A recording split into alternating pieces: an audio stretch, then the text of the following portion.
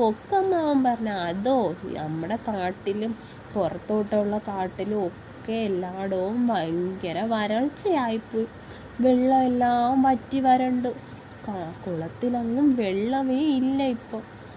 ആകെ ഈ ഒരു കുളത്തിൽ മാത്രമാണ് ഇപ്പോൾ വെള്ളം അവശേഷിക്കണേ.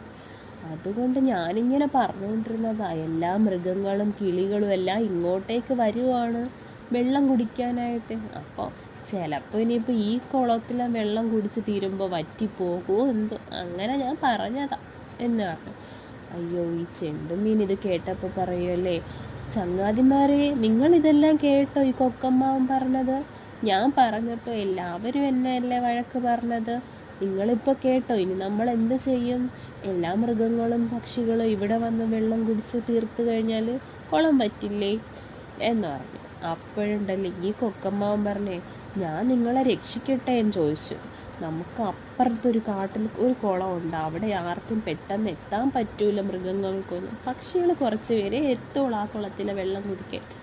ഞാൻ നിങ്ങളെ അവിടത്തേക്ക് കൊണ്ടാക്കട്ടോ എന്ന് ചോദിച്ചു. ഈ ചെണ്ടുമീൻ എന്ത് ചെയ്തെന്നറിയോ? ഉടനെ പറഞ്ഞ്, ഞങ്ങളെ കൊണ്ടാക്കൂ, എന്നെ ആദ്യമേ കൊണ്ടാക്കൂ എന്ന് പറഞ്ഞു. അങ്ങനെ ഈ കൊക്കമ്മാവൻ ഇത് പറഞ്ഞപ്പോൾ ബാക്കിയുള്ള മീനുകളെല്ലാം പറഞ്ഞ്, ചങ്ങാതി അപകടമാണ്, കൊക്ക് നിന്നെ പിടിച്ച് തിന്നും, നീ ആവശ്യമില്ലാത്ത ഒന്നും ചെയ്യരുത്, നീ ഇവിടെ തന്നെ നിൽക്കുകയെന്ന് പറഞ്ഞു. അപ്പോൾ ചെണ്ടുമീൻ പറഞ്ഞ്, നിങ്ങൾ പറഞ്ഞത് കേട്ട് ഞാനിവിടെ നിന്നാൽ എൻ്റെ ജീവൻ കൂടെ ആവത്തില്ല. കൊക്കമ്മാവ് സത്യമാണ് പറയണത്. ഞാൻ നിങ്ങളുടെ അടുത്ത് എന്തേ പറയുന്ന കാര്യമായി കുളത്തിലെ വെള്ളം പറ്റിപ്പോകുമെന്ന്.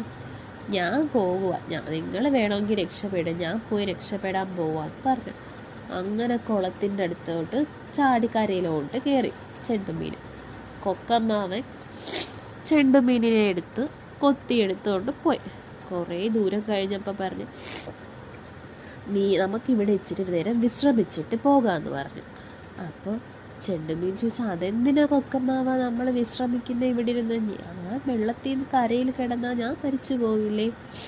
അപ്പോൾ ഈ കൊക്കമ്മാവൻ പറഞ്ഞു, നീ അല്ലെങ്കിലും മരിച്ചു പോവും, ഞാൻ നിന്നെ അങ്ങ് തിന്നുമല്ലോ, അപ്പോൾ പിന്നെ നീ എങ്ങനെ ജീവിക്കാനാ എന്ന് ചോദിച്ചു. അയ്യോ കൊക്കമ്മാവ, എന്താ ഇങ്ങനെയൊക്കെ സംസാരിക്കുന്നത് ചോദിക്കും. അപ്പോൾ കൊക്കമ്മാവൻ പറയും, പിന്നെ നീ എന്താ വിചാരിച്ചെന്നാ, എന്നെ ഞാൻ രക്ഷിച്ചുകൊണ്ട് വന്നതാണെന്നോ? ഞാൻ നിന്നെ ഭക്ഷണമാക്കാൻ വേണ്ടിയിട്ടാണ് പിടിച്ചുകൊണ്ട് വന്നത്. നീ പറയുന്നതും നിൻ്റെ കൂട്ടുകാരോട് സംസാരിക്കുന്നതൊക്കെ ഞാൻ കേട്ടിരുന്നു. നിനക്ക് ഒരുപാട് കുശുമ്പും അസൂയയും പിടിച്ച സ്വഭാവമല്ലേ നിനക്ക് നിൻ്റെ കാര്യം മാത്രമല്ലേ വലുത്, മറ്റുള്ളവരെക്കുറിച്ച് നിനക്ക് ഒരു ചിന്തയും ഇല്ല. ഭൂമിയിലെ അവകാശികളായിട്ട് ഒരുപാട് പേരുണ്ട്